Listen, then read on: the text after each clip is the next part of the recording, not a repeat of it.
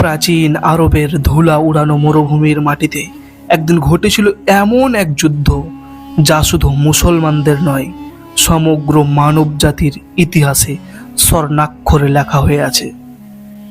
এই যুদ্ধই প্রমাণ করেছিল যে সংখ্যা, অস্ত্র বা বাহ্যিক শক্তির উপর নয়, আল্লাহর উপর অগাধ ভরসায় প্রকৃত বিজয় এনে দেয়। আজ আমি আপনাদের শোনাতে যাচ্ছি সেই বদরের যুদ্ধের অমর কাহিনী, যা আল্লাহর অগাধ কৃপা এবং মুসলিমদের ঈমানের জন্য এক আলোকবর্তিকা। যুদ্ধ মূল শুরু হয় মক্কার মুশরিকদের নির্যাতন থেকে। নবী মুহাম্মদ সাল্লাল্লাহু আলাইহি সাল্লাম যখন আল্লাহর একত্ববাদ প্রচার শুরু করেন, মক্কার কুরাইশরা তার ওপর কঠোর অত্যাচার চালায়। মুসলিমদের ওপরও অমানবিক নির্যাতন চলতে থাকে। অবশেষে নবী সাল্লাল্লাহু আলাইহি সাল্লাম ও সাহাবীরা মক্কা ছেড়ে মদিনায় হিজরত করেন। তবে মুশরিকরা মুসলমানদের শান্তিতে থাকতে দেয়নি। তারা নানাভাবে মুসলিমদের বিপর্যস্ত করার ষড়যন্ত্র করে। একদিন খবর আসে আবু সুফিয়ান একটি বিশাল বাণিজ্য কাফেলা নিয়ে শাম থেকে মক্কায় ফিরছেন। আবু সুফিয়ান ছিলেন মক্কার একজন কুরাইশ, যে আল্লাহ রাসূল সাল্লাল্লাহু আলাইহি সাল্লামকে অনেক নির্যাতন চালিয়েছেন। এই আবু সুফিয়ানের কাফেলায় ছিল অনেক ধন সম্পদ, যা মক্কার কুরাইশরা মুসলমানদের বিরুদ্ধে যুদ্ধে ব্যবহার করতে পারত।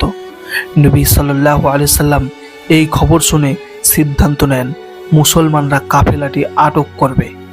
এই কাফেলাটিতে প্রায় 1000 উট ছিল এবং অনেক মূল্যবান সম্পদ ছিল। এই 1000 উট এবং এই মূল্যবান সম্পদগুলো যদি মুসলমানরা আটকাতে পারে, তাহলে এতে কুরাইশদের যুদ্ধশক্তি অনেকটাই নষ্ট হয়ে যাবে আর মুসলমানরা আত্মরক্ষার সুযোগ পাবে। মুসলিমরা মোট মাত্র 313 জন সাহাবীকে নিয়ে এই অভিযানে বের হন। মুসলমানদের কাছে অস্ত্র ছিল খুবই কম, মাত্র 8টি তালোয়ার, 6টি বর্ম, 70টি উট এবং 2টি ঘোড়া। প্রত্যেক 3 জনের জন্য 1টি উট ভাগ করে দেওয়া হয়েছিল। নবী সাল্লাল্লাহু আলাইহি সাল্লাম নিজেও উট ভাগ করে অন্যদের সাথে চলতেন। তাদের সংখ্যা কম, অস্ত্র কম, কিন্তু তাদের সবচেয়ে বড় শক্তি ছিল আল্লাহর উপর পূর্ণ আস্থা, আল্লাহর উপর পূর্ণ বিশ্বাস, অগাধ বিশ্বাস। অন্যদিকে কুরাইশরা মক্কায় খবর পৌঁছানোর পর আবু জাহেলের নেতৃত্বে প্রায় 1000 জন সুসজ্জিত যোদ্ধা নিয়ে, যাদের হাতে অনেক অস্ত্রশস্ত্র নিয়ে মুসলিমদের মোকাবিলা করার জন্য রওনা হয়। তাদের বাহিনীতে ছিল 100টি ঘোড়া, প্রচুর বর্ম এবং বড় বড় অস্ত্র। যুদ্ধের স্থান ঠিক হয় বদর নামক একটি মরুভূমির ময়দানে। বদর ছিল মদিনা থেকে প্রায় 80 মাইল দক্ষিণ পশ্চিমে আর মক্কা থেকে প্রায় 250 মাইল দূরে। যুদ্ধের আগের রাতে আল্লাহ মুসলমানদের জন্য আশীর্বাদ হিসেবে বৃষ্টি পাঠান, যা মুশরিকদের শিবিরে কাদা তৈরি করে এবং তাদের চলাচল কঠিন করে তোলে। অন্যদিকে মুসলিমদের শিবিরে তা পরিষ্কারতা এবং বিশ্রাম নিয়ে আসে। যুদ্ধের দিন মুসলমানরা আল্লাহর কাছে সাহায্যের জন্য প্রার্থনা করেন। নবী সাল্লাল্লাহু আলাইহি সাল্লাম তার হাত তুলে আল্লাহর কাছে দীর্ঘ সময় দোয়া করেন। নবী সাল্লাল্লাহু আলাইহি সাল্লাম দোয়া করেন, হে আল্লাহ, যদি আজ এই ক্ষুদ্র দলটি পরাজিত হয়, তবে পৃথিবীতে তোমার ইবাদতকারী কেউ থাকবে না। আল্লাহ নবী সাহেবের এই দোয়া কবুল করেন এবং ফেরেশতাদের মাধ্যমে সাহায্য পাঠানোর প্রতিশ্রুতি দেন। যুদ্ধ শুরু হয় দ্বন্দ্ব যুদ্ধের মাধ্যমে। কুরাইশদের পক্ষ থেকে বেরিয়ে আসে উতবা, সাইবা এবং ওয়ালিদ। মুসলমানদের পক্ষ থেকে বেরিয়ে আসে হামজা রাদিয়াল্লাহু তাআলা আনহু, আলী রাদিয়াল্লাহু তাআলা আনহু এবং উবাইদা রাদিয়াল্লাহু তাআলা আনহু। তারা কুরাইশদের এই শক্তিশালী যোদ্ধাদের পরাজিত করে। এরপর মূল যুদ্ধে উভয় বাহিনী মুখোমুখি হয়। মুসলমানরা ছোট দল হলেও আল্লাহর সাহায্যে অসাধারণ সাহসিকতা দেখায়। আল্লাহর পক্ষ থেকে ফেরেশতারা নেমে আসেন, যারা মুসলিমদের পক্ষ থেকে কুরাইশদের আঘাত করে।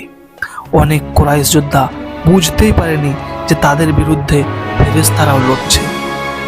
যুদ্ধের শেষ মুহূর্তগুলো ছিল মুসলমানদের জন্য এক বিস্ময়কর বিজয়ের বার্তা। কুরাইশদের সেনাবাহিনীর প্রায় 70 জন নিহত হয়, আর তাদের অনেকেই বন্দী হয়। আবু জাহেল মুসলমানদের অন্যতম শত্রু, যুদ্ধে নিহত হয়। মক্কার কুরাইশরা একের পর এক তাদের নেতাদের হারিয়ে ভেঙে পড়ে। অন্যদিকে মুসলমানদের মাত্র 14 জন শহীদ হন। যুদ্ধ শেষে নবী সাল্লাল্লাহু আলাইহি সাল্লাম বদরের ময়দান থেকে সেই কুরাইশদেরকে বন্দী করে নিয়ে এলেন। বন্দীদের সঙ্গে নবী সাল্লাল্লাহু আলাইহি সাল্লাম দয়ার্দ্র আচরণ করেন। তাদের হত্যা না করে মুক্তিপণের বিনিময়ে ছেড়ে দেওয়া হয়, এবং যারা শিক্ষিত ছিলেন তাদের শর্ত দেওয়া হয় যে তারা মদিনার মুসলিম শিশুদের পড়াবেন। এই মানবিক আচরণ কুরাইশদের অবাক করে দেয় এবং মুসলিমদের সদাচার সম্পর্কে নতুন ধারণা তৈরি করে। বদরের যুদ্ধ ছিল একটি ঈমানের পরীক্ষা, যা প্রমাণ করেছিল যে সংখ্যা বা সামরিক শক্তির চেয়ে আল্লাহর উপর পূর্ণ ভরসাই প্রকৃত বিজয় এনে দেয়। মাত্র 313 জন মুসলমানের হাতে 1000 কুরাইশের বাহিনীর পরাজয় ছিল এক অলৌকিক ঘটনা। এই যুদ্ধে আল্লাহ স্পষ্টভাবে প্রমাণ করেছিলেন যে যারা তার পথে সত্যিকারের ঈমান নিয়ে চলে তিনি তাদের পক্ষে আছেন। এই যুদ্ধের পর মদিনায় মুসলমানদের অবস্থান আরও দৃঢ় হয়, আর মক্কার কুরাইশরা এই পরাজয়ের আঘাত থেকে সহজে পুনরুদ্ধার করতে পারেনি। বদরের যুদ্ধ আজও আমাদের স্মরণ করিয়ে দেয় যে সঠিক পথে আল্লাহর পথে চলতে গেলে যে কোনো বাধাই অতিক্রম করা সম্ভব। এই ছিল বদরের যুদ্ধের গল্প। আল্লাহর ওপর আস্থা রাখার এই শিক্ষা আজও আমাদের পথ প্রদর্শক। তো প্রিয় ভিউয়ার্স, কেমন লাগলো আজকের ভিডিওটি? যদি ভালো লাগে তো আপনার বন্ধু বান্ধবদের মাঝে ভিডিওটি শেয়ার করবেন, এবং দেখা হচ্ছে নেক্সট ভিডিওতে। আসসালামু আলাইকুম ওয়া রাহমাতুল্লাহ।